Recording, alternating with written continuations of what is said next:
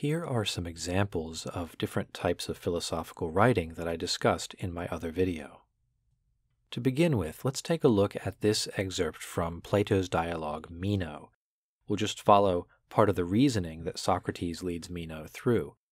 Notice here that the names of the characters are presented at the beginning of each line, as in a play by Shakespeare. Meno says, "I think, Socrates, that virtue is, as the poet says, to find joy in beautiful things and have power.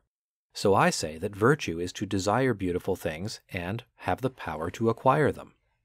Socrates replies, "Do you mean that the man who desires beautiful things desires good things?"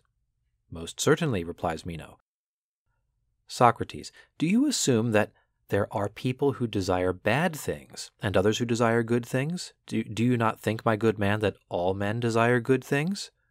Meno, "I do not." Socrates, "But some desire bad things." Meno says, "Yes." "Do you mean," replies Socrates, "that they believe the bad things to be good, or that they know they are bad and nevertheless desire them?" "I think there are both kinds," replies Meno.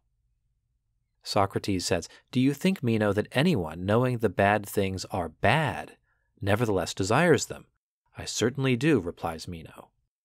Now at this point, Socrates then turns to asking Meno some questions to clarify his idea about desire and desiring things. But it's plain that what's happening in this back-and-forth conversation between Socrates and Meno is Meno's statement of a view, and then Socrates introducing a conceptual distinction here, a distinction between people who desire bad things as bad, and people who desire bad things thinking that those bad things are good. This may be a distinction that Meno had not fully taken account of in forming his view before. So that gives us a quick look into the way that the dialogue form leads us through a sort of intellectual process of reasoning by the author, Plato, who is presenting us with both character parts. Next, let's take a look at this excerpt from Augustine's Confessions, the famous episode of the pear tree. This work is written by Augustine as an extended prayer to God. So everything in the Confessions is addressed directly to God. And he says here, "Your law, O Lord, punishes theft, and this law is so written in the hearts of men that not even the breaking of it blots it out. For no thief bears calmly being stolen from, not even if he is rich and the other steals through want. Yet I chose to steal, and not because want drove me to it, unless a want of justice and a contempt for it and an excess of iniquity. For I stole things which I already had in plenty and of better quality. Nor had I any desire to enjoy the things I stole, but only the stealing of them and the sin." Then he tells the story of the pear tree and his theft of the pears. He ends this section by saying, "The malice of the act was base, and I loved it," which is to say that I loved my own undoing. I loved the evil in me, not the thing for which I did the evil, simply the evil. My soul was depraved and hurled itself down from security in you into utter destruction, seeking no profit from wickedness, but only to be wicked. What we the readers get from listening in, as it were, on Augustine's prayer to God and his presentation of his own internal moral and spiritual state is an interesting reflection on the nature of evil and upon the choice of evil simply because it is evil. There's a lot built into this philosophically that will be described and discussed by Augustine elsewhere in the Confessions, but even we as the readers can begin to appreciate this very intimate portrait of somebody who's choosing to do something wicked precisely because it's wicked, not for any sort of gain or pleasure that comes from it. So that's part of the philosophical content of this piece of the Confessions. This next excerpt comes from one of Nietzsche's aphoristic works, Human All Too Human. Let's take a look just at parts of a couple of sections. Section 59, very short, is titled Intellect and Morality. Nietzsche writes, "One has to have a good memory if one is to keep a promise. One has to have a powerful imagination if one is to feel sympathy. So closely is morality tied to the quality of the intellect." Section 60, Revenge and the Desire to Revenge. To desire to revenge and then to carry out revenge means to be the victim of a vehement attack of fever, which then, however, passes. But to desire to revenge without possessing the strength and courage to carry out revenge means to carry about a chronic illness, a poisoning of body and soul. Morality, which looks only at intentions, assesses both cases equally.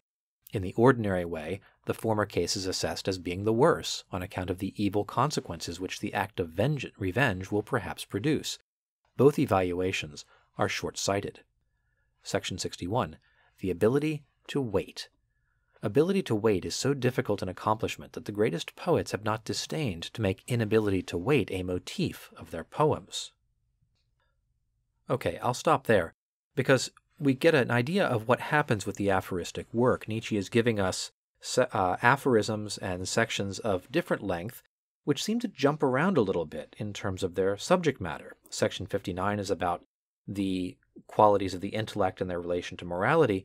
Section 60 is about revenge and two types of revenge that Nietzsche thinks are misdiagnosed by what he calls morality. And then he's talking about the ability to wait. In section 62, he'll talk again about revenge. What Nietzsche, I think, is doing here is circling around a certain idea of the inadequacy of his contemporary moral philosophy and a psychological point specifically about revenge that's unable to be enacted, and the effect that has upon the person and the self who feels that desire for revenge but inability to carry it out. It's going to turn out to be an important theme in much of Nietzsche's work. So that's a quick look at the aphoristic style in this work of Nietzsche's. And finally, we'll take a brief look at a work that proceeds by numbered propositions. This is Wittgenstein's Tractatus, written in the early 20th century. Note from the footnote that the decimal numbers give us comments on the previous number. So proposition 1 is followed by comment 1.1, which is commenting on proposition 1, and the like. 1. The world is all that is the case. 1.1. The world is the totality of facts, not of things. The world is determined by the facts, and by there being all the facts. I'll stop here, but there's much more to go to, of course, but the important thing, it seems here, is that even by the end of the second sentence, I have some significant philosophical issues that have come up for discussion. Wittgenstein tells us the world is the totality of facts, not the totality of things. Right away, I want to pause and think through, what does it mean to talk about a totality of facts, and how is it different from a totality of things? What does it mean for Wittgenstein's philosophy that he is telling me that the world, being all that is the case, is composed of facts, not of things?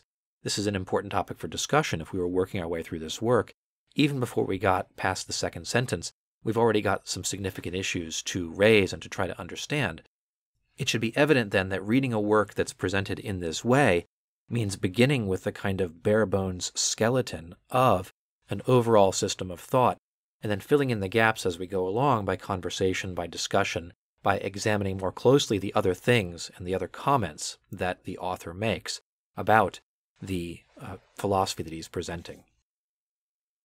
So that's my quick look at examples of 4 different kinds of philosophical writing. I hope you found it helpful. Thanks for watching today. Goodbye.